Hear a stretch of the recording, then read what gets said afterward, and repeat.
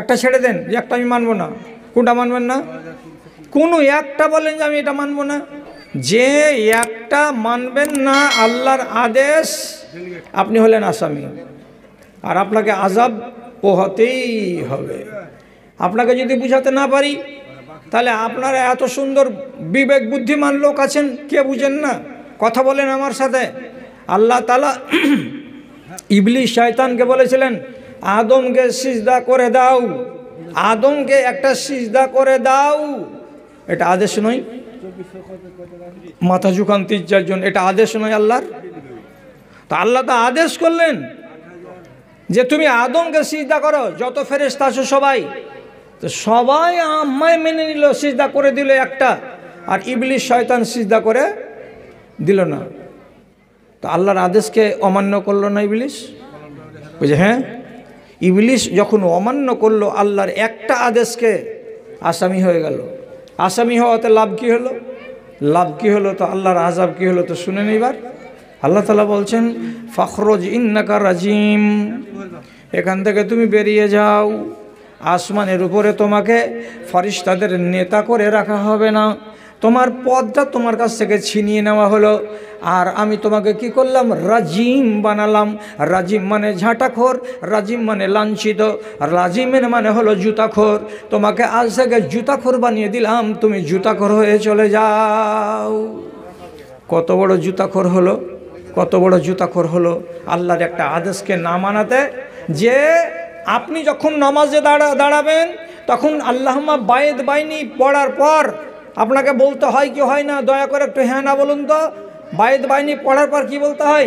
আউযু বিল্লাহিস সামিউল আলিম, তারপরে মিনাশ শাইতানির রাজিম, তারপরে বিসমিল্লাহির রহমানির রহিম, তারপরে শুরু করতে হবে কি আলহামদুলিল্লাহি রাব্বিল আলামিন। তাহলে নমাজে গেছেন, তো আল্লাহ তাআলা বলছেন এরে কাহালার লোক নমাজে এসছিস? বলে হ্যাঁ। তো নমাজে এসছিস, ভালো কথা, কোরআন তেলাওয়াত করার আগে আগে তোকে জুতা মারতে হবে ইবলিস শয়তানের কপালে। কেন? যে আমি ওকে আযাবে ফেলেছি, একটা আমার আদেশকে উল্লঙ্ঘন করেছিল, তার জন্য ওর কপালে জুতা পড়ে গেছে। তাহলে পৃথিবীতে যত নর আর যত নারী আছে নমাজে দাঁড়াতে গেলে কি বলে? আউযু বিল্লাহিস সামিউল আলিম মিনাশ শাইতানির রাজিম। আপনার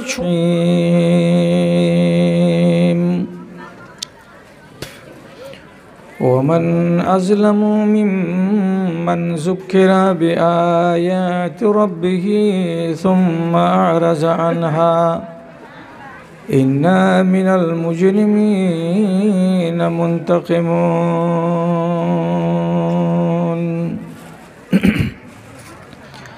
وقال الله تبارك وتعالى فما لهم عن التذكرة معرضين كأنهم حمر مستنفرة فرت من قسورة।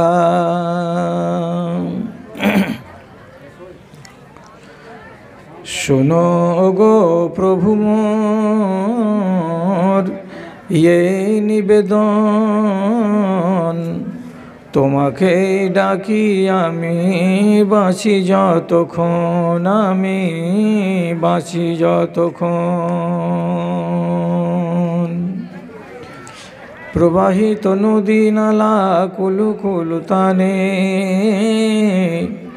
তোমাকে ডাকে এরা শুধু মনে প্রাণে, এরা শুধু মনে প্রাণে।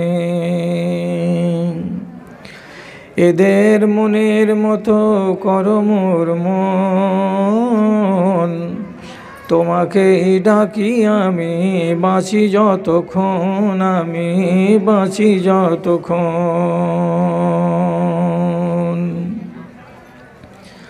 থেকে থেকে শুনি রাতে কত পাখি ডাকে, থেকে থেকে শুনি রাতে কত পাখি ডাকে। দুঃখ কি জানে না তারা, বড় সুখে থাকে, তারা বড় সুখে থাকে। সেই সুখে ভরে দাও আমারও জীবন, তোমাকে ডাকি আমি বাঁচি যতক্ষণ, আমি বাঁচি যতক্ষণ।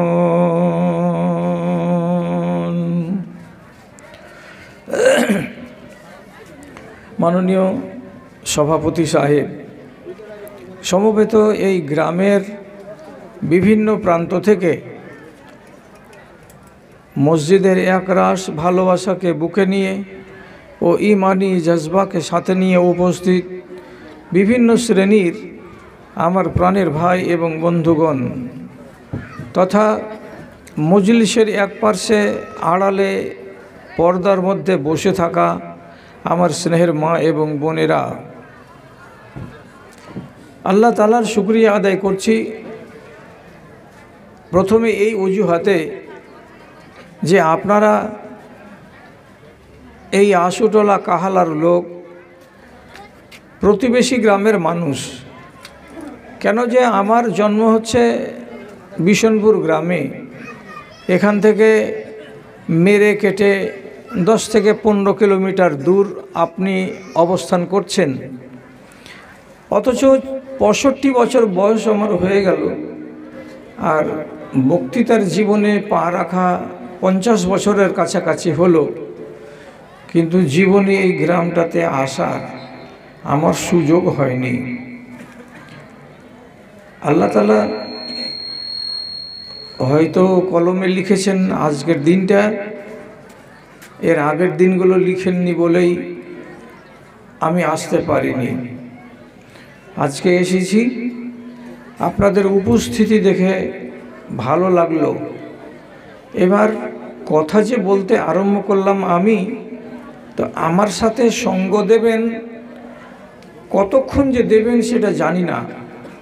অতএব শুরুটা ভালো হলো, শেষটা ভালো হবে কি না এটা আল্লাহ রাব্বুল আলামিন জানেন। তবে আমি আমার মতো করে কথা আরম্ভ করছি। আমি ভাইদেরকে বলছি, মায়েদেরকে বলছি, আপনারা আমার কথাগুলোর প্রতি একটু কান খাড়ো করেন। কেন আমি টেপ রেকর্ডের মতো একদিক থেকে বাজবো আর কেউ কথা আমার শুনছে না শুনে না এটা আমি দেখব না, তা হবে না। আমি বাজব, আপনি যদি আমার দিকে কান লাগিয়ে রাখেন তাহলে, আর আপনি যদি অন্য দিকে কান রাখেন, আপনি নিজের ভেতরে কথা বলেন, নিজে নিজে ব্যস্ত থাকেন, তাহলে আমি ঠিকঠাক বাজতে পারবো না। আর দ্বিতীয় কথা হলো, আমি যে এসেছি তো আপনার কিছু রোগ আছে তাকে সারবো বলে। আমি যে এসেছি তো আপনার মনে কোনো কথা আছে সেটাকে শুনবো বলে। তাহলে আপনি যদি আমার কথা না শুনেন তো আপনার কথা আমি কখন শুনবো? আপনি যদি আমার কথা না বুঝেন তাহলে আপনি আর আমাকে জিজ্ঞেস করবেনটা কি? এই জন্য সবটির কাছে আমার অনুরোধ, আমি কি কথা বলছি কথাগুলোর প্রতি একটু সুবিচার করুন। খুব বেশি রাত হয়নি, আর এই অনুষ্ঠানের মজলিসগুলো রোজ রোজ হবে না। আজকে একবার হয়েছে, যদি কিছুক্ষণ আমাদের নিদ্রার ব্যাঘাত ঘটুক। এখন বাজছে ঘড়িতে রাত 11:15, আমি আরম্ভ করলাম 12:15, 12:30, এটা কোনো বড় রাত নয়। এ পর্যন্ত যদি সঙ্গ দেন তাহলে আলহামদুলিল্লাহ। এবার কথা আরম্ভ করলাম। কতটি লোক আমার দিকে আছেন কান দিয়ে আমি তা দেখছি, বিচার করছি, মাঝে মাঝে আপনাদেরকে জিজ্ঞেস করব। কথা হলো, রাসূলুল্লাহ যখন নিজেকে নবী হিসাবে আত্মপ্রকাশ করেননি, তখন ওই মক্কার ডানে আর বামে ওই দেশে যতগুলো লোক ছিল সমস্ত দেশের লোকগুলোকে বলা হয়েছে জাহেল। জাহেল মানে কি? মূর্খ। তাহলে যুগটাই হলো মূর্খদের যুগ। তো মূর্খ কেন বলা হলো, জাহেল কেন বলা হলো ওদেরকে? ওরা কি আমাদের মতো জ্ঞানবান মানুষ ছিল না? ওরা কি খাই না দেয় না? ওদের কি সমাজ ছিল না? বিবি বাল বাচ্চা ছিল না? ওদেরকে কিসের জন্য বলা হলো যে এরা হলো জাহিলিয়াতের যুগ?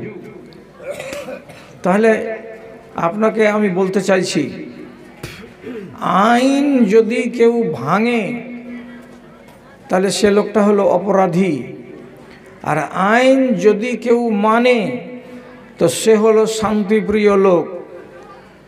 আইনকে যারা মেনে চলে তারা ভদ্র, তারা সভ্য, আর আইন যারা মেনে চলে না তারাকে বলা হয় অভদ্র, তারাকে বলা হয় অসভ্য। তো সেই যুগের মানুষের কাছে আইন ছিল না, নিয়ম শৃঙ্খলা বলে কোনো জিনিস কিছুই ছিল না। নিয়মটা কী ছিল?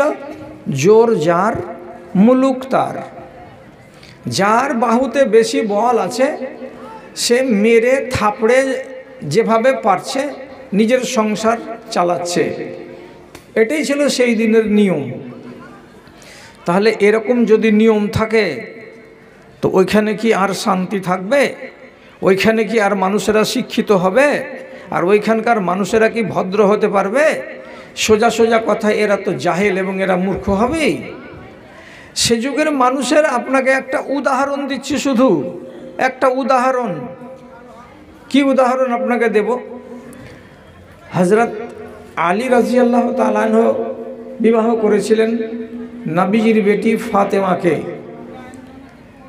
তো বিদায় হয়নি, বিবাহ করে রেখে দিয়েছিলেন বাপের বাড়িতে। বিদায় হবে তো তার আগে কিছু মোহরানা দিয়ে খাইয়ে দাইয়ে নিয়ে যাবে নিজের স্ত্রীকে। তো তার নিজের ছিল একটা উট, আর বদরের যুদ্ধের দিন ভাগ পেয়েছিলেন আর একটা উট দিয়ে হযরত আলী মালিক হয়েছিলেন দুটা উটের। তিনি মনে মনে বললেন কিছু ব্যবসা করব দুটা উট নিয়ে গিয়ে, আর ব্যবসা করে টাকা পয়সা কামাই করব, আর করার পরে যে লাভ টাভগুলো হবে সেই লাভগুলো দিয়ে আমি মোহরানা আদায় করে খাইয়ে দাইয়ে নবীজির বেটিকে বিদায় নিয়ে আসব। বেঁধে রেখেছিলেন উট দুটাকে একটা আনসারি লোকের বাড়ির পিছন দিকে খেজুরের গাছে। একদিন দুপুরবেলা যাচ্ছেন যে উট দুটোকে দেখি কেমন হয়ে আছে। তো গিয়ে দেখছেন তো দুটা উটের মাঝকার ভুঁটির সামনে চাকু চালিয়ে পুরো পেটকে ফেড়ে দিয়েছে, আর কলেজাকে মোচাকে বের করে নিয়েছে। উট দুটো মরে পড়ে আছে। এই ঘাঁটছো কেন মাইকটাকে জি? আর বদলাতে হবে না, তোমার মাইক চিনা হয়ে গেছে, তুমি বেশি ঘাঁটিও না। যা ঘাঁটছো এতে আরও নষ্ট হবে। ভালো আছে যেটা এখন বাজছে, ভালো আছে, আর ঘাঁটাঘাঁটি করিও না। দুটো উটের যদি বুক ছিঁড়ে দিয়ে জীবন নাশ করে দিয়ে থাকে তো এই গরিব ছেলেটার মনে কতখানি ব্যথা হবে। রাসূলুল্লাহর কাছে দৌড়ে গিয়ে বলছেন, আল্লাহ পাকের রাসূল তাড়াতাড়ি আসেন। নবীজিকে হাত ধরে টানতে টানতে ওই খেজুরের গাছের তলায় নিয়ে গেলেন, দেখালেন যে আমার উট দুটোর অবস্থা কি। তখন নবী বলছেন, কে এ কাজ করলো? আশেপাশে চলো তো দেখি। তো পাশের বাড়িতে তিনি গেলেন দুজন লোককে সাথে করে নিয়ে, এক আলী রাদিয়াল্লাহু তাআলা আনহুকে আর একটা কাজের ছেলে গোলামকে নিয়ে নবীজি এক ঘরের ভেতরে ঢুকছেন। তো ঘরের ভেতরে যদি ঢুকছেন তো দেখা যাচ্ছে কি, বালিশে হেলান দিয়ে কাত হয়ে মদের গেলাসকে হাতে করে নিয়ে মাঝে মাঝে চুমুক দিচ্ছে, আর 3-4টা যুবতী মেয়ে ছেলে ওর সামনে ডান্স করছে আর গান গাইছে। রাসূলুল্লাহ গেলেন, যাওয়ার পরে দেখছেন এটা কে? তো নিজের চাচা হযরতে হামজা রাদিয়াল্লাহু তাআলা আনহু। তখন ঈমান হয়নি। রসুলকে দেখা মাত্রই মদে ঢোল মাথা, বুদ্ধি নেই। সাথে সাথে বুখারী শরীফের রিওয়ায়াত, তিনি বলছেন, মা আনতুম ইল্লা আবিদুন লি আবাই, আমার বাপের চাকরেরা এখানে কি জন্য এসেছো তোমরা? এই কথাটা রসুল যখন শুনলেন তখন সাথে সাথে বুঝে নিলেন এর ব্রেন ঠিক নেই, মদের ঢোল হয়ে আছে। আর এই মদ তার দ্বারাই এই কাজটা করিয়েছে। কেন করিয়েছে?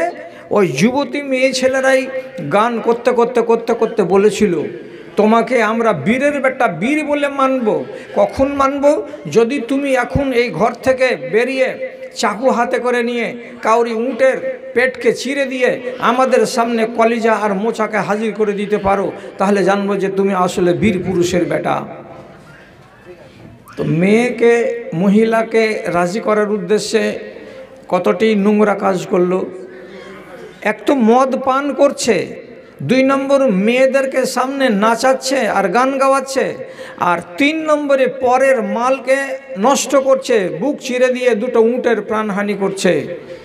এতগুলো যে নোংরামি হলো, তখনও এদের সামনে ন্যায্য বিধিবিধান মদ সম্পর্কে আসেনি। না আসার কারণে এই কাজগুলো এরা আগেও করেছে, আজকেও করছে। তাহলে আপনি বলুন, এই কাজটা করা ভদ্রতার পরিচয় না অভদ্রতার পরিচয়? এই যে অভদ্র কাজটা এরা করলো, আর এর মতো হাজারো মানুষ করে, এই জন্য সেই দেশের মানুষগুলোকেই বলা হয় এরা অভদ্র। এদের কাছে কানুন নেই। কানুন আস্তে আস্তে এলো, আর যখন কানুনগুলোকে মানতে লাগলো মানুষ, তখন ভদ্র হতে লাগলো। তো জাহেলিয়াতের যুগ শেষ হলো কবে? কোরআন নাজিল হওয়া যেদিন শুরু হলো, এবং নবী যেদিন বললেন যে আমি তোমাদের সামনে নবী এসেছি তোমাদেরকে কিছু শিক্ষা দেওয়ার জন্য, এবং তোমাদের হাত ধরে জাহান্নামের আগুন থেকে টেনে জান্নাতের দরজা পর্যন্ত নিয়ে যাব বলে আমি এসেছি, তখন রাসূলুল্লাহ একটা একটা একটা করে তাদের ভুলগুলোকে দূর করতে শুরু করলেন, আর ওই অসভ্য মানুষগুলো নিজেদেরকে সভ্য বানাতে শুরু করলেন। তারপর থেকে হলো কি শিক্ষিত যুগ, তারপরে হলো ভদ্রতার যুগ। এবার আমি বলি, এখন যদি এই জামানায় রাসূলুল্লাহর যুগে যে কাজগুলো হতো, সেই কাজকে বলার কারণে নবীজি বললেন তোমরা অভদ্র এবং তোমরা জাহান্নামের কিনারায় দাঁড়িয়ে আছো, আর সেই কাজ যদি আজ 1450 বছর আগে আমি মালদা জেলার লোক আর আমরা মালদা জেলার অধিবাসী মুসলমান হয়ে করি, তাহলে আপনি বলুন আবার আমরা জাহান্নামের দোরগোড়াতে খাড়ো আছি কি না? আমি আর এক ধাপ হলে জাহান্নামের কিনারায় গিয়ে পড়ব, এ কথাটা আল্লাহ তাআলা কোরআনে বলেছেন। তোমাদের হাত ধরে টেনে নিলাম, তোমরা মন্দগুলো ছেড়ে দিলে, আর মন্দ ছেড়ে দিলে বলেই তোমরা জাহান্নামের আগুনে পড়লে না, নাহলে তোমরা জাহান্নামের আগুনে সবাই জ্বলতে দাউ দাউ করে। তাহলে তারা মন্দকে ছেড়ে দিয়ে তারা নিজেদেরকে সভ্য বানিয়েছে, মন্দকে ধরে রেখে নয়। সে যুগের আর কি মন্দ ছিল? জানে মেরে দেওয়া, কোনো বিচার হতো না। কোনো মেয়ে ছেলের ইজ্জতকে লুটে নেওয়া, কোনো বিচার হতো না। নারী জাতির যদি খালি মাসিক হতো, ওর স্বামী জানতে পারত, তো রাত 12টার সময়তে ওকে মেরে বিছানা থেকে নামিয়ে দিত। অপবিত্র মেয়ে ছেলে, তুমি আমার পাশে থাকবে কেন? আর আমার চকিতে আর আমার বালিশে মাথা দেবে কেন? আমার মশারির তলে তুমি ঘুমাবে কেন? বেইজ্জত করে তাকে নিচে নামিয়ে দিয়েছে। এগুলোই ছিল অভদ্র কাজ। এবং মেয়ে ছেলের বিবাহের আগে বাপ নিজের বেটিকে 10টা বেটা ছেলের কাছে যাওয়ার সুযোগ করে দিত। বেটা বাচ্চা পেট থেকে যখন পয়দা হতো, তো এই ছেলেটা, যেই ছেলেটার সাথে চেহারায় মিল হতো, ওই যে 10টা ছেলেকে বেটির কাছে যেতে দিয়েছিল, ওই একটা ছেলেকে জামাই বলে মেনে নিত, আর বাকি 9টা ছেলের কোনো কথাই হতো না যে তোরা আমার বেটির কাছে থাকলি তো টাকা দে, এমন কথাটা কেউ প্রশ্ন তুলতো না। তাহলে এদের ভেতরে নোংরামি কত ছিল! আপনাকে শিখাতে বেশি পারবো না, আপনারা অনেক শিক্ষিত লোক। নিজের বাপকে মাটি দেওয়ার পরে কোনোদিন আমি আর আপনি বাপের কবরকে জোগাতে গেছি? না, যাইনি। আমরা জোগাই না বাপের কবর ও মায়ের কবর। কিন্তু আরব দেশের লোকেরা এক যুগে মাটি দেওয়ার পরে নিজের বাপ আর মায়ের কবরকে জগিয়েছে। কেন জগিয়েছে? যদি না জোগাই তো সে দেশে একগুলো অভদ্র লোক আছে, রাতের বেলায় আসবে, পাটাতনকে সরিয়ে দেবে, লাশটার গা থেকে 7 মিটার কাপড়কে খুলে দিবে, লাশকে নাঙ্গা করে রেখে দিয়ে বাড়ি চলে যাবে। এ কত বড় অভদ্র আপনি একটু কল্পনা করে দেখুন তো। এগুলো হয়েছে সেই যুগে, কোনো আইন ছিল না। সাবিত বিন কায়েসের মতো সাহাবী উনি রাসূলুল্লাহর কাছে ইসলাম কবুল করার পর বলছেন, আমি আমার 5টা বেটিকে জীবন্ত অবস্থায় মাটি খুঁড়ে পুঁতে দিয়েছি, মরা পুঁতিনি, জিন্দা পুঁতেছি। কয়টা? 5টা। কেন করলি বাবা এই কাজ? বেটি যদি বেঁচে থাকে তো আমার মুখ পুড়বে আগামী দিনে, তার জন্য আমি বেটিকে বাঁচিয়ে রাখিনি, আমি বাপ হয়ে পুঁতে দিয়েছি 5টা বেটিকে। আপনি ভাবতে পারেন তাহলে লোকটার হৃদয়ের ভেতরে কত রব্বুল আলামিন কত কোয়ালিটির এবং কত কঠিন পাষাণ দিয়েছিলেন যে নিজের ঔরসজাত বাচ্চাকে জীবন্ত অবস্থায় মাটির ভেতরে পুঁতে দিতে পারছে, ওর গা কাঁপে না, ওর চোখ দিয়ে এক ফোঁটা পানি বের হয় না। তাহলে পরিবেশটা কি ছিল? সব দূর হয়ে গেল, সব দূর হয়ে গেল। এবার আপনি বলুন, এইখানে যারা বসে আছেন তারা আস্তে আস্তে ওই মানুষগুলো ভদ্র হয়েছে না হয়নি? মদ তারা ছেড়েছে না ছাড়েনি? চুরি করা তারা বাদ দিয়েছে না দেয়নি? লুটে নেওয়া মাল সেগুলো তারা বাদ দিয়েছে না দেয়নি? মেয়ে ছেলেদেরকে বেইজ্জত করা এবং তাদের আবরুকে লুটে নেওয়া তারা ছেড়েছে না ছাড়েনি? এবং বাচ্চা মেয়েকে জীবন্ত কবর দিয়ে দেওয়া তারা রহিত করেছে না করেনি? তারপরে তারা নিজেদেরকে সম্মানের আসনে অধিষ্ঠিত করলো। হযরতে উমর রাদিয়াল্লাহু তাআলা আনহু তিনি নিজে বলছেন, আমরা ছিলাম সারা দুনিয়াতে সব থেকে ছোট লোক, আমরা ছিলাম নিকৃষ্ট জাতি, আমাদের মতো নিকৃষ্ট জাতি আল্লাহর দুনিয়াতে কেউ ছিল না। আমরা মুর্দা খেয়ে নিয়েছি, মরা জানোয়ারকে ফেলতাম না, খেয়ে নিতাম। আমরা আমাদের বাপ মরে যাওয়ার পরে বাপের অন্য বাড়িওয়ালিকে, যেটার পেট থেকে আমি হয়েছি ওইটাকে বাদ দিয়ে অন্য বাড়িওয়ালিকে বেটা হয়ে আমরা বিবাহ করে নিয়েছি। আমরা এত বড় জালিম ছিলাম, আর ওই কাজ ওই কাজ ওই কাজ ওই কাজ এগুলো আমরা সবই করেছিলাম। আমাদের মতো নিকৃষ্ট জাতি আল্লাহর দুনিয়াতে কেউ ছিল না। তারপরে তিনি বলছেন, আযযানাল্লাহু বিল ইসলাম, আল্লাহ তাআলা ইসলাম আমাদের সামনে এনে দিলেন, আর কোরআন মাজিদ আমাদের সামনে এনে দিলেন। দেওয়ার পরে আমরা যখন তাকে মেনে নিলাম, তখন আল্লাহ রাব্বুল আলামিন আমাদেরকে সম্মানের জাতি, আমাদেরকে ইজ্জতের জাতি হিসেবে দুনিয়াতে প্রতিষ্ঠিত করলেন। আমাদের মতো ভদ্র আল্লাহর দুনিয়াতে আর কেউ নেই, আমাদের মতো সম্মানী জাতি আল্লাহর দুনিয়াতে আর কেউ নেই। তাহলে আজ আমরা ভদ্র জাতি। এখন আমার আফসোস হলো এই, রাসূলুল্লাহর যুগে যে ঘটনা হয়েছিল, যার মূলে আল্লাহ তাআলা বলেছিলেন তোরা মূর্খ আর তোরা জাহান্নামের কিনারাতে খাড়ো আছিস, ওইগুলো যদি আজ আমার এই জমানায় দেখতে পাওয়া যায়, তাহলে আপনাকে বলতে হবে উত্তরটা, আপনি কি অভদ্র জাতি হবেন না? আপনাকে কি আর বলা যাবে না যে এরা অশিক্ষিত, এরা ওই যুগেরই লোকের মতো, এবং এই হালাতে যদি এরা মরে যায় তাহলে জাহান্নামের ভিতরে গিয়ে ঢুকে যাবে? এ কথাটাকে আমি বলতে পারি না? আমার সমাজের লোক আজ হারাম ছাড়েনি, আমার সমাজের লোক রাসূলুল্লাহর কথাকে অক্ষরে অক্ষরে পালন করতে তৈয়ার হয়নি, আমার সমাজের লোক আল্লাহর কথাকে অক্ষরে অক্ষরে পালন করতে তৈয়ার হয়নি। অথচ তারা বেদিন ছিল, তারা আল্লাহর কথাকে যখন মেনে নিল তখন ইজ্জতওয়ালা হলো। আপনি কেন মানতে পারলেন না আজ? আপনি বলবেন কি মানিনি মৌলভী সাহেব, কোনটা মানিনি? আমি একটা বলছি আপনাকে, খেয়াল করে শুনুন। রাসূলুল্লাহ মসজিদের ভেতরে একদিন বলছেন মেয়ে ছেলেদেরকে সবটিকে ডেকে, ইস্তাখিরনা ইস্তাখিরনা আলাইকুন্না বিহাফাতিত তারিক। ও মেয়ে ছেলেরা, যখন নামাজ শেষ হয়ে যাচ্ছে তখন তোমরা এবং বেটা ছেলেরা একসঙ্গে মসজিদ থেকে বের হচ্ছ, হুড়াহুড়ি হচ্ছে, গায়ে গা লেগে যাচ্ছে, শরীরে শরীর লেগে যাচ্ছে, এরকম ভিড়াভিড়ি করে হুড়াহুড়ি করে মেয়ে এবং ছেলে মসজিদ থেকে বের হওয়া ঠিক নয়, ঠিক নয়। কি করতে হবে তোমাদেরকে?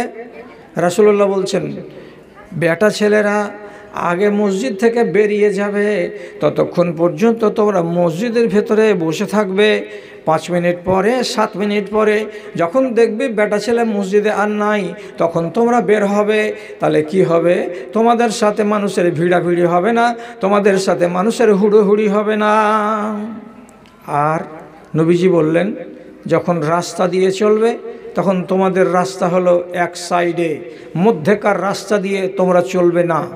এই কথাটা রসুল একদিন মসজিদে নববীর ভেতরে বললেন, বাস তারপর দিন থেকে মদিনার মসজিদে মেয়ে ছেলেরা যে আসতে লাগলো আর যেতে লাগলো, কেমনভাবে আসতো, কেমনভাবে যেত। নিত্যদিন স্বামীর কাছে গিয়ে কত কত মেয়ে ছেলে শিকায়ত করে বলতো, আজ আমার ওড়নিখানটায় একটু ছিঁড়ে গেছে জি সোহাগীর বাপ। কেন ছিঁড়ল রে? যেহেতু টাটির কিনারা কিনারা, রাস্তার কিনারা কিনারা হেঁটেছি, কখনো আঁচড় লেগে গেছে, কখনো শাড়ি ছিঁড়ে গেছে। তাহলে সেই যুগের মেয়ে ছেলেরা একটা কথাকে এত জোর দিয়ে মেনে নিল আর এত শক্ত করে মেনে নিল যে তারপর থেকে কোনো মেয়ে ছেলেকে আর এইভাবে পুরুষদের সাথে হুড়োহুড়ি করতে দেখতে পাওয়া গেল না। এখন আমি যদি সম্মানের সাথে জিজ্ঞেস করি, আমি যদি সব ভাইটিকে আর সব বোনটিকে নিজের ভাই আর নিজের বোন বলে মেনে আমি যদি ভদ্রতার সাথে জিজ্ঞাসা করি, আজকের দিনের মায়েরা আর আজকের দিনের বোনেরা নিজেদের প্রয়োজনে বাজার যায়, রতুয়া যায়, চাচল যায়, মালদা যায়, তখন কি তারা আল্লাহ তাআলার এই নিয়মটাকে রক্ষা করে চলে না রক্ষা করে চলে না? আপনি কি উত্তর দিবেন? যদি বলেন হ্যাঁ, এই কানুনটাকে তারা মেনে চলে, তাহলে পরে হাটের ভেতরে 100টার ভেতরে 30টা মেয়ে ছেলে মুসলমানের বেটি বোরখা গায়ে দিয়ে কেন দেখা যাচ্ছে? আপনি বলবেন বাজার করতে যাচ্ছে। বাজার ও কেন করতে যাবে? তার স্বামী কি মারা গেছে, তার বাপ কি মারা গেছে। হাটের ভেতরে ভিড়ে একটা নারী যে চলবে, তার হাত অন্যের হাতে, তার গা অন্যের গায়ে, তার শরীর অন্যের শরীরে লাগবে না, তার গ্যারেন্টি আমাকে কোন লোকটা দিতে পারে? এক কথায় উত্তর হলো এই, আজকের জামানার নারীরা আল্লাহ পাকের নবীর যুগের নারীদের মতো এখনো হতে পারেনি। আপনাকে বলি এইবার, আপনি তো আমার ভাই, আপনাকে না বললে অন্য আর কাকে আমি বলতে যাব? সবাই যখন মেনে নিয়েছে, তখন আপনি কি মেনে নিয়েছেন? আল্লাহ রাব্বুল আলামিনের কানুনকে মেনেছেন না মানেননি? উদাহরণে একটা শুধু দিচ্ছি, কি যখনই নতুন কোনো বিধান কানুন আসমান থেকে আসতো, রসুলুল্লাহ একটা লোককে দিয়ে গোটা এলাকায় খবর করিয়ে দিতেন। চৌরাহাতে দাঁড়িয়ে ওই লোকটা ঢোল দেওয়ার মতো করে চিৎকার করে বলে দিত, মানুষেরা আজকে এই বিধান নাজিল হয়েছে আল্লাহর রসুলের উপরে। খেয়াল করে শুনবেন, কাহালার লোক, আপনাদের কাছে দ্বিতীয়বার আর আসতে পাবো বা পারবো কি না আমি জানি না, ভালো করে খেয়াল করেন কথার দিকে।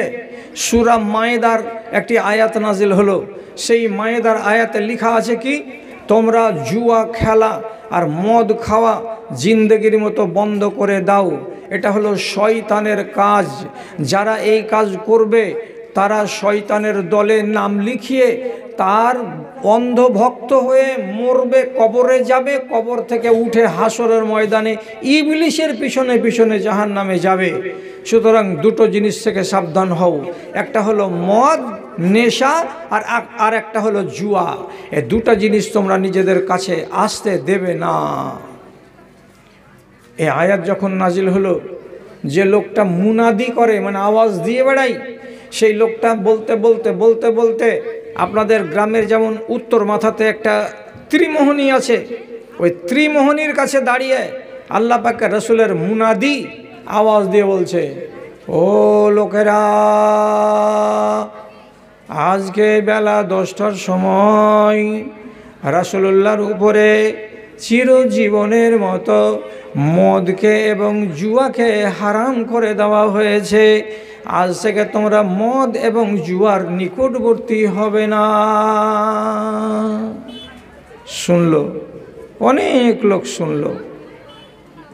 ওখানে ছিল একটা মদের দোকান। শিখে রাখেন, কাজ দিবে, শিখে রাখেন, কাজ দিবে। আমি চেঁচাই না, চেঁচিয়ে কথা বলি না।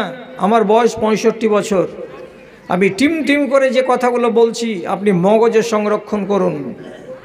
ওখানেই ছিল একটা মদের দোকান, দোকানদারের নাম আবু তালহা।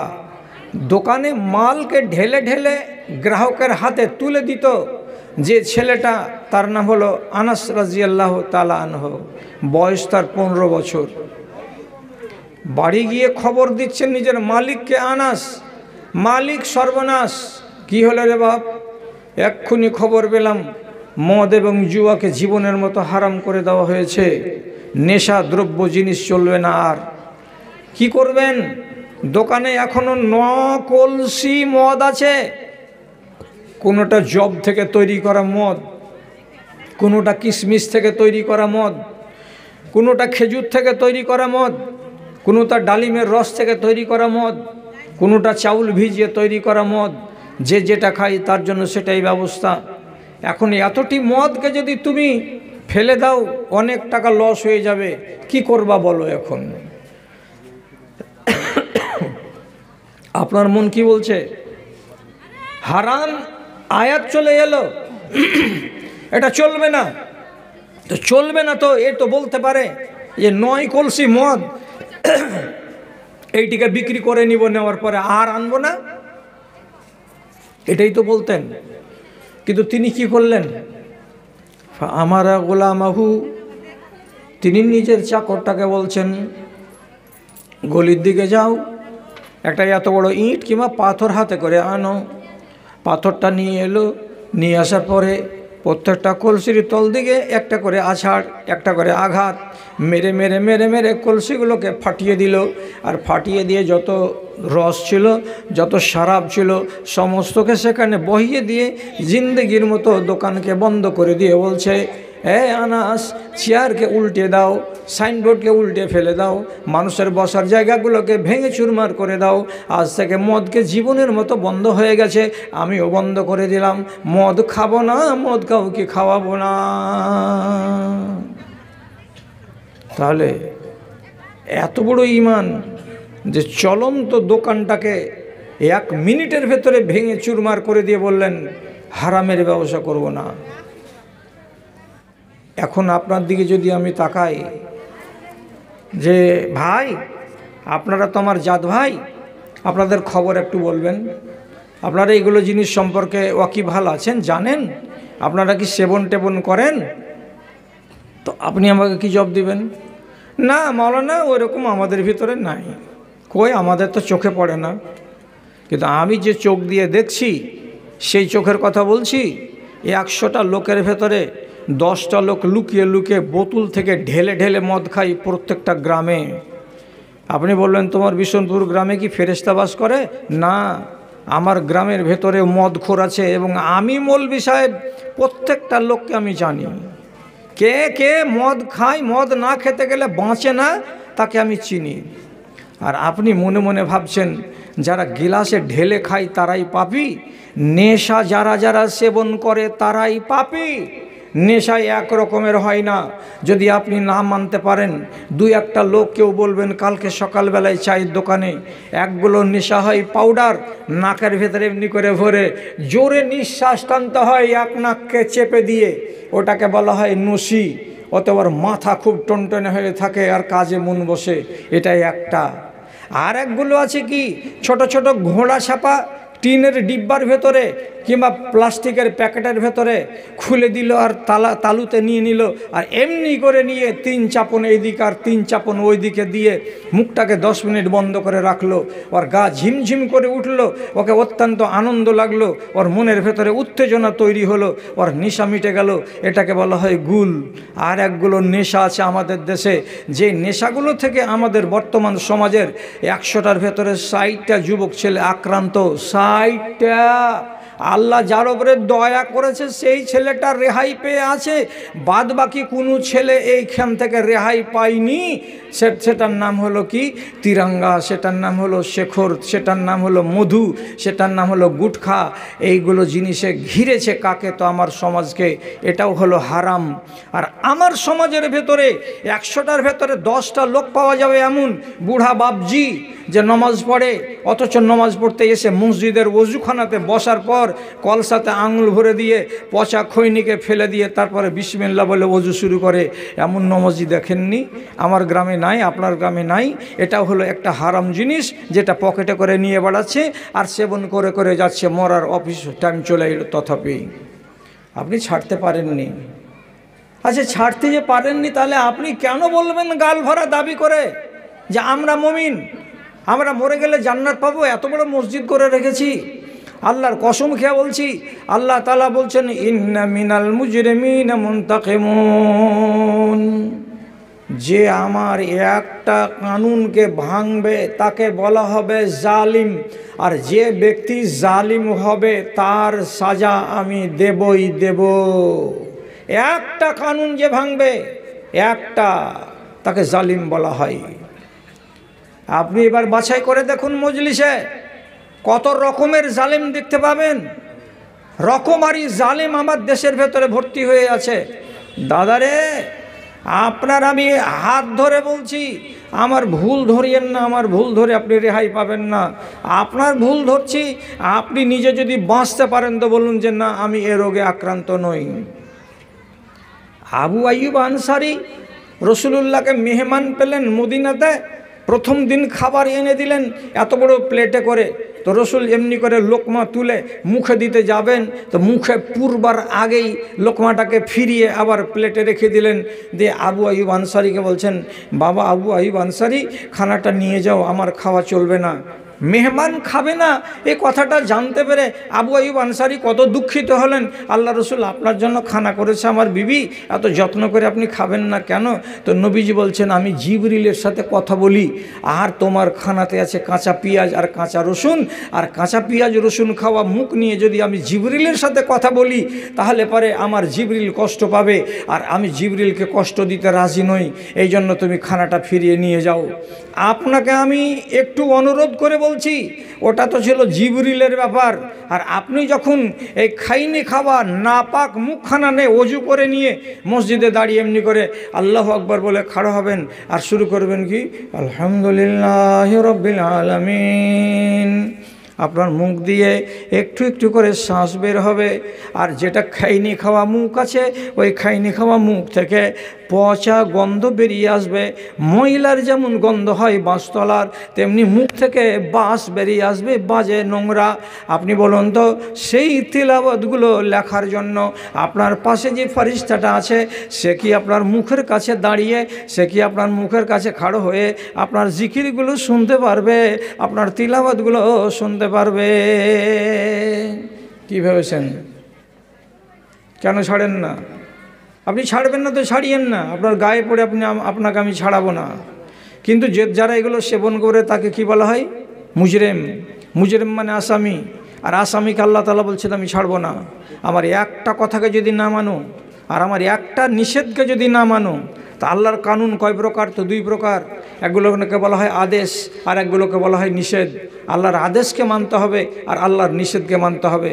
আপনি বুঝতে না পেরে থাকলে আপনাকে আঙুলে গুনে বলছি, মাথার দরজাটাকে খুলেন।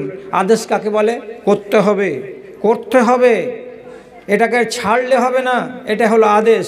যেমন নমাজ পড়ো, রোজা রাখো, হজ করো, জাকাত দাও, সত্য কথা বলো, হালাল রুজি খাও, মা বাবার সেবা শুশ্রূষা করো, এবং নারী জাত বাইরে যখন যাবে তখন পর্দার সাথে যাবে, পর্দা করো। কটা বললাম? 8টা। একটা যদি ছেড়ে দেন, কোনটা? ছোট্ট এত বড় বেটিটা মক্তবে এসেছে আম্মা পাড়া হাতে করে, তা মুলবি সাহেব বলছে শুরু করো, আমি না শুরু করো পড়তে। তো একটা ছোট্ট মেয়ে সে শুরু করলো, তো প্রথমে কি বলছে? আউযু বিল্লাহি মিনাশ শাইতানির রাজিম, বিসমিল্লাহির রহমানির রহিম। শয়তান যদি জিজ্ঞেস করে, আমি না তোর বয়স হলো 7 বছর, তোর কি আকাম করেছি রে মা বলতো? তুই কিসের জন্য আমার কপালে জুতা মারতে গেলি?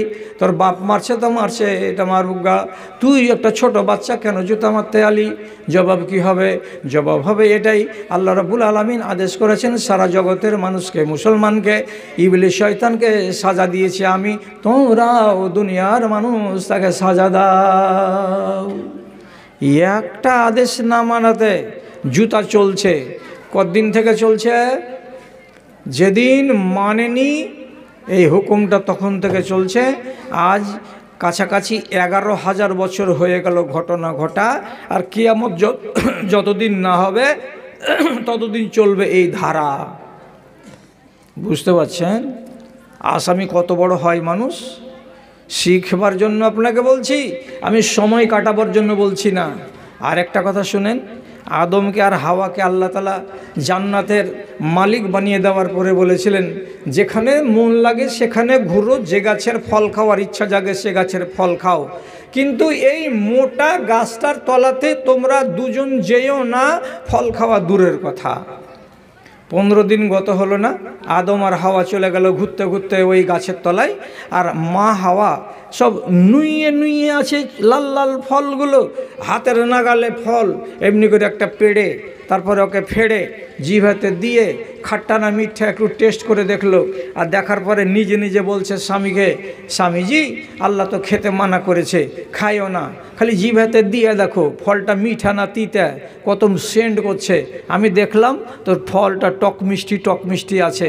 হযরত আদম বুঝতে পারলেন না, বিবির কথায় পড়ে উনিও জিভাতে এমনি করে দিয়ে বললেন, বলছে হ্যাঁ রে, একটু টক টক ভাব আছে আর মিষ্টি ভাব আছে, ভালো সুস্বাদু ফল। আল্লাহ তাআলা সূরা আরাফের ভেতরে বলছেন, এই তোদেরকে কি বলেছিলাম, লা তাকরাবা হাযিহিশ শাজারাতা, সারা জান্নাত ঘুরে বেড়াও কিন্তু এই বড় গাছটার তলায় যাবে না, ফল খাওয়া দূরের কথা। তোমরা দুজন গাছের তলায় গেলে আবার একটা ফলকে পেড়ে তাকে ভেঙে দিয়ে তার টেস্টটাকে তোমরা জিভাতে দিয়ে চেখে নিলে, যখন এত বড় অপরাধ হলো আল্লাহ তাআলা বলছেন তোমরা হলে আসামি, আমার নিষেধকে তোমরা মানোনি। নিষেধ কি নিষেধ করেছিলাম, গাছের গোড়ায় যেও না, না এটা কি, এটা নিষেধ নয়, নিষেধ থেকে দূরে থাকতে হবে। বুঝতে যদি না পারেন আঙুলে গুনেন, মদ খাওয়া চলবে না, সুদ খাওয়া চলবে না, ব্যভিচার করা চলবে না, পরনিন্দা করা চলবে না, ডাকাতি করা চলবে না, রাহাজানি করা চলবে না, বেপরদা হওয়া চলবে না, মা বাবার সঙ্গে নাফরমানি করা চলবে না, এগুলো ছেড়ে রাখতে হবে, এগুলো বর্জন করতে হবে। কেউ যদি একটা বর্জনকে না মানে, অর্থাৎ নিষেধকে নিষেধ বলে মানল না, তা আদম যখন নিষেধকে নিষেধ বলে মানেনি, তখন আল্লাহর উপরে আযাব পাঠিয়ে দিয়েছেন। কি আযাব এলো, 1 মিনিটের ভেতরে আদম এবং হাওয়ার গা থেকে জান্নাতি পোশাকগুলো সব খসে খসে জমিনে পড়ে গেল। মায়ের পেট থেকে যেমন বাচ্চা ভূমিষ্ঠ হয়, ওর গায়ে 1 ইঞ্চি কাপড় থাকে না, পুরো নাঙ্গা পয়দা হয়, ওই রকম 60 গজ হাত লম্বা, কত লম্বা বললাম, 60 গজ হাত লম্বা আদম এবং তার স্ত্রী অতটাই 60 গজ হাত লম্বা, পূর্ণাঙ্গ দুটা বেটা ছেলে এবং বেটি ছেলে, তাদের গা থেকে 250, 300, 400 মিটার কাপড় যা ছিল সব খুলে জমিনে পড়ে গেল, এবং তারা দুজন নাঙ্গা হয়ে দাঁড়িয়ে আছে, দুজনের গায়ে কাপড় নাই। আল্লাহ সবই জানেন, কাছেখানে যে খালি জিজ্ঞেস করে বলছেন, কি ব্যাপার, তোমার কি দামি দামি কাপড়গুলাকে ঘরে থুয়ে এখানে ন্যাংটা হয়ে দাঁড়িয়ে আছো কেন, কাপড় গিয়েছে? দুজনই খালি খেপার মতন দেখছে ছিঁড়ে ছিঁড়ে কাপড়গুলোর দিকে, বলছে আল্লাহ পড়ে আছে, এলে পড়ে গেছে, আল্লাহ পড়ে গেল, খুলে পড়ে গেল নাকি, ওই যে সব টুকরা টুকরা হয়ে গা থেকে নেমে গেল, কিচ্ছু বুঝতে পারলাম না মালিক। তখন আল্লাহ তাআলা বলছেন মিঠা করে, আলাম আনহা কুমা আনতিল কুমার সাজারাতে, রে খেপা, আরে পাগলি, তোরা দুজনকে কি আমি 15 দিন আগে বারণ করে দিইনি, নিষেধ করিনি, গাছের তলায় যাবি না রে, বারণ করেছিলাম না করি নাই?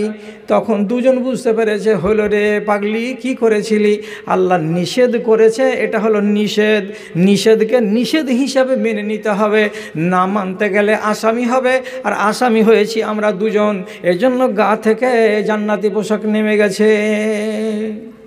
কি করবে, পাপী যে হয়ে গেলে রে।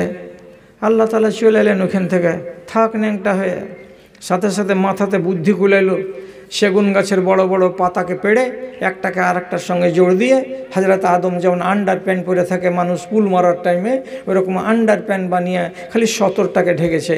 মা হাওয়া ওইরকম 3-4টা সেগুনের পাতাকে জোড় দিয়ে নিজের শরমগাহ আর বুকের সামনে ঢেকে রেখেছে, কোনো রকম করে তো একটি ইজ্জতটাকে ঢাকি।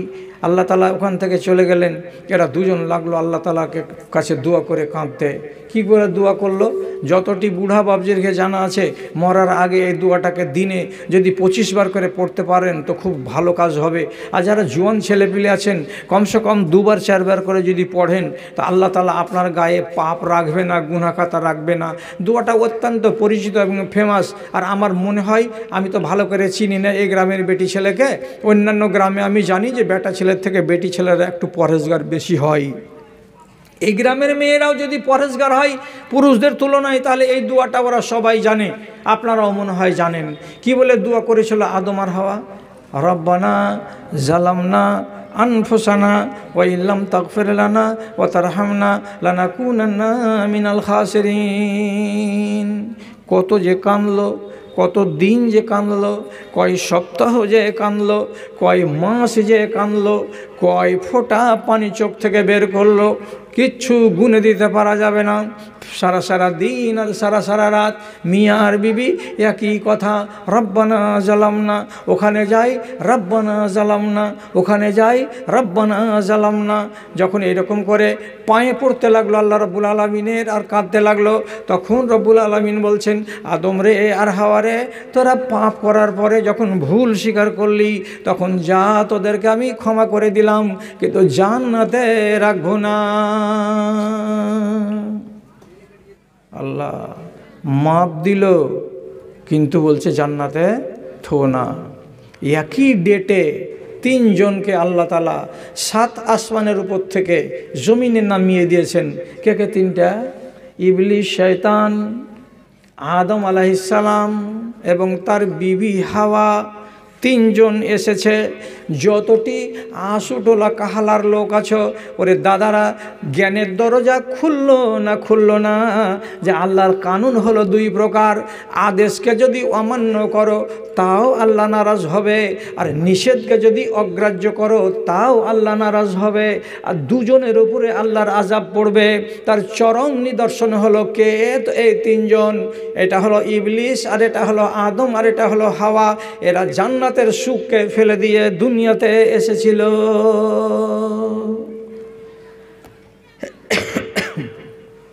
আমাদের দেশে এত বড় জুমা মসজিদ কাহালা গায়ে, তো ফজর ওয়াক্তে 12টা লোক হয়।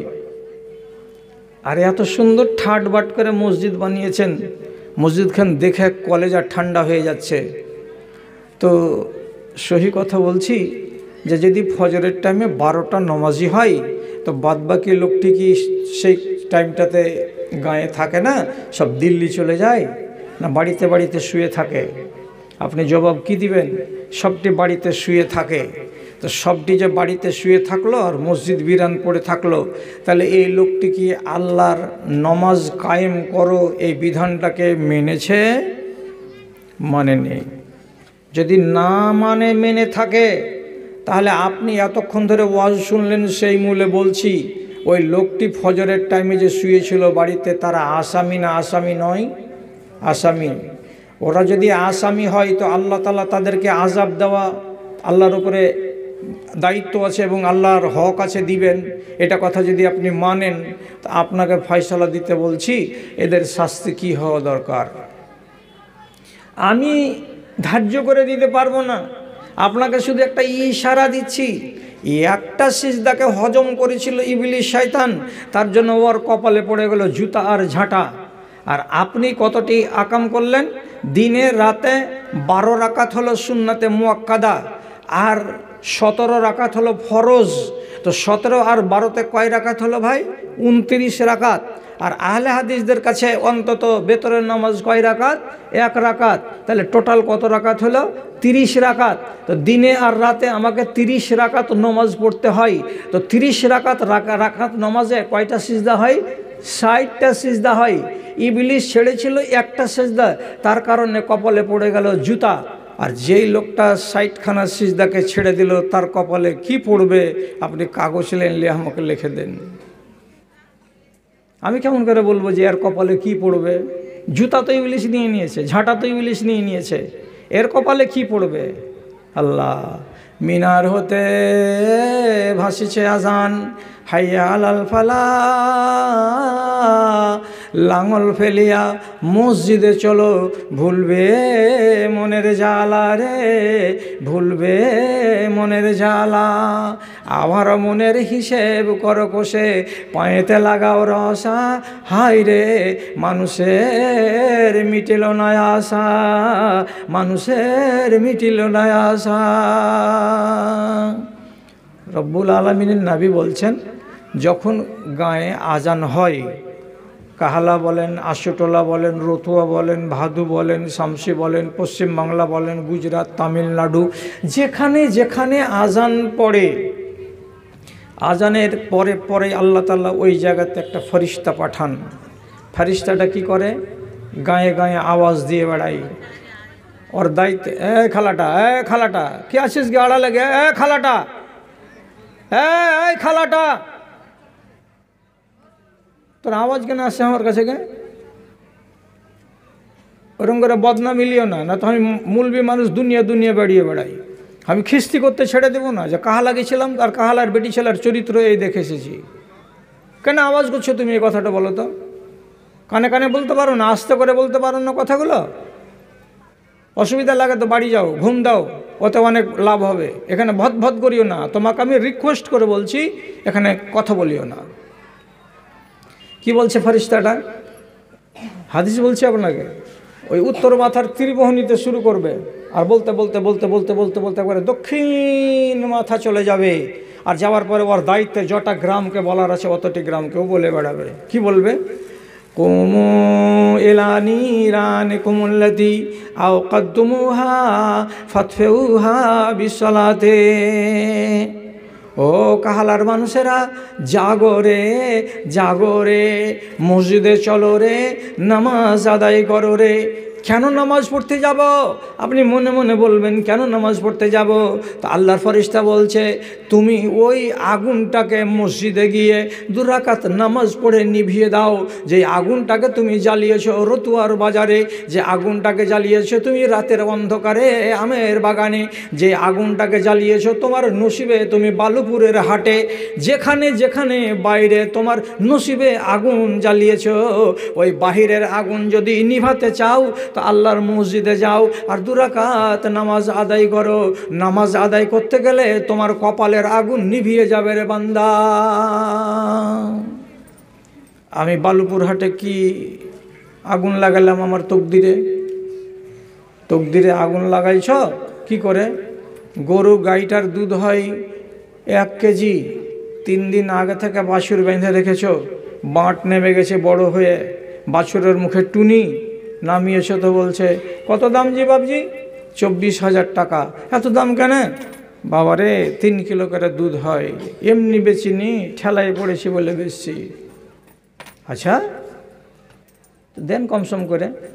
হয়ে গেল 21,000 টাকাতে কিনে নিয়ে আপনি চলে এলেন। বেচবার গেলে কইছে, আল্লাহর কসম খেয়ে কইছি 3 কিলো করে দুধ পাবে প্রত্যেক দিন সকালে, ছেলে পিলে নিয়ে খাইয়া খুশি হয়ে যাবে, নিয়ে যাও। আপনি নিয়ে চলে এলেন। তারপরের দিন পহিলা বাঁট থেকে যখন নামলো 2.5 কেজির নামলো, আর তারপরের দিন যখন নামলো দুধ দুইতে বসেছে যদি চোঙ্গালিয়া বাপ বেটা, ওরে সুবহানাল্লাহ, সামারকে ছিঁড়ে ফেলে দিয়েছে, তো 1.5 পোয়া জুটে না। এমন কেন হলো? তোমার একটা কসমে কি হয়ে গেছে, লোকটা 22,000 টাকা দিয়ে শুকনি গাই কিনে নিয়ে চলে এসছে। কতখানি দুধ হবে? 3 কিলো। আল্লাহ নবী বলছেন, কোনো মানুষ যদি ঝুঠা কসম খেয়ে নিজের সামানকে বিক্রি করে দেয়, তাহলে পরে ওই লোকটার রুজিতে বরকত হবে না, ওর উপরে আল্লাহর লানত নাজেল হয়। লোকটা হলো পাপী। তাহলে আপনি যে পাপ করেছেন বিশুদ্ধবারের হাটের দিন, এই পাপটা কি করে মাফ হবে? যে মসজিদে যাও, 2 রাকাত নামাজ পড়ো, যখন তোমার কপালখানা জামিনে পড়বে, তো আল্লাহ রাব্বুল আলামিনের নামে বলছেন মসজিদে গেলে তুমি আল্লাহর কাছে যাও, যখন লাইনে দাঁড়িয়ে যাও তখন আরও কাছে চলে যাও, তারপরে রুকুতে যখন যাও আরও কাছে চলে যাও, তারপরে তোমার কপালখানা যখন জমিনে পড়ে যায় তখন তুমি আল্লাহ রাব্বুল আলামিনের একবারে নিকটে চলে যাও। তুমি যখন সেজদাতে গিয়ে আল্লাহ রাব্বুল আলামিনকে সুবহানা রাব্বিয়াল আলা সুবহানা রাব্বিয়াল আলা বলে রাজি করলে, আর করার পরে যেমনি আল্লাহু আকবার বলে উঠলে, সাথে সাথে তুমি দোয়া কি পড়লে? আল্লাহুম্মা গফিরলি ওয়ারহামনি ওয়াহদিনি ওয়াফিনি ওয়ারজুকনি। তো গোড়াতে কি বলেছিলে? আল্লাহুম্মা গফিরলি, আল্লাহ আমাকে মাফ দাও, আল্লাহ আমাকে মাফ দাও। কয়বার বলে? 4 রাকাত নামাজ যদি তুমি পড়ো তো 4 বার এই দোয়াটা তোমাকে পড়তে হয়, আল্লাহুম্মা গফিরলি, আল্লাহ আমাকে মাফ দাও। বাকিটি থেকে গেল কথা। তারপরে শেষের বেলায় যখন তোমাকে তাশাহুদে দোয়া পড়তে হয়, তাহলে আত্তাহিয়াত পড়া হলো, দরুদটা পড়া হলো, তারপরে আল্লাহুম্মা ইন্নী যালামতু নাফসি যুলমান কাসীরান ওয়ালা ইয়াগফিরুয যুনুবা ইল্লা আনতা। তারপরে কি বলে? তারপরে কি বলে?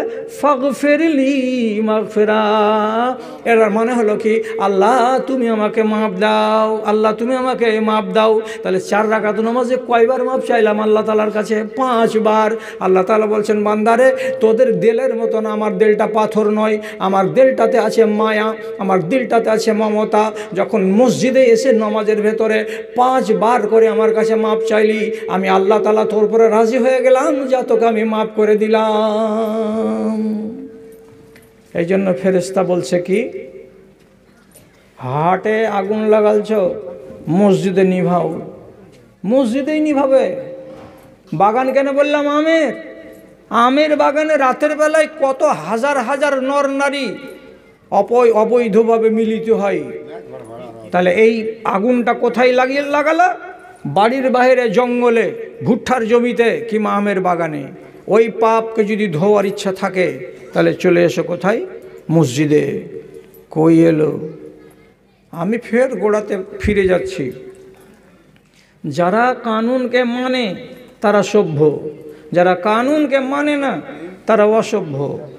এখন বর্তমান জামানায় যতগুলো লোককে আমি দেখতে পাচ্ছি, এদের বুদ্ধি আর এদের ব্যবহার ইবলিশ শয়তানের সঙ্গে 50 ভাগ মিলে যাচ্ছে। রাগ করিও না, রাগ করিও না কাহালার লোক। বুদ্ধিগুলো ইবলিশের সাথে মিলছে। কেন ইবলিশের সাথে মিলছে? আপনি রাগ করে বলবেন, মৌলী সাহেব বুড়া হয়ে গেছে তার জন্য এত কড়া কড়া কথা বলছো। না, আপনার উপরে আমার কোনো রাগ নেই, আর আমি কড়া কথা বলিনি। যা বলছি ন্যায্য কথা বলছি। সেটা কি? বদর যুদ্ধের দিন, বদর যুদ্ধের দিন মুসলমানেরা 313টা, আর কাফেরেরা কয়টা? 1000টা। 1000 আর ওরা হলো 313।